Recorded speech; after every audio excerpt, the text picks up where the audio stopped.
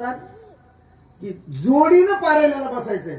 संसार करा गोडीनं आणि पारायणाला बसा जोडीनं. वा असे काहीतरी नारा असला पाहिजे का नाही म्हणून आपण पारायणाला बसा. भरपूर अजून पारायणाला, कारण 21,000चा आपण आकडा दिलाय. एवढे जर एका वेळी ज्ञानोबराच्या ज्ञानेश्वरीचं पारायण, खरं तर ही खऱ्या अर्थानं काळाची गरज आहे.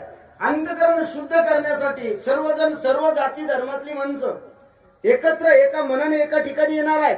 त्याच्यातून जे मनामध्ये असणारं जे जाती धर्मवादाचं किंवा अनेक गोष्टीचं जे कटुता असते, विष असते, ते नष्ट होणार आहे. आणि पुन्हा एकदा या वारकरी संप्रदायाच्या विचारानं, संत साहित्याच्या विचारानं, या वारकऱ्याच्या गजरानं सगळ्याचं अंतःकरण शुद्ध होणार आहे. हा भव्य दिव्य सोहळा आपल्या शेलू नगरीमध्ये, आपल्या तुमचं आमचं भाग्य आहे. म्हणून आपल्याला त्या ठिकाणी यायचं. खरं तर हे उपकार आहेत आपल्यावर. पोलीस स्टेशन मध्ये जर गेला तर हद्द संपल्यावर पोलीसवाला पण केस घेत नाही. पण मानवत मध्ये असणारे पंडित महाराजांनी शेलूत कार्यक्रम केला म्हणजे संप्रदायाला कोणती जाती धर्माची प्रांताची सीमा नाही, हा त्या मागचा सिद्धांत आहे. विठाला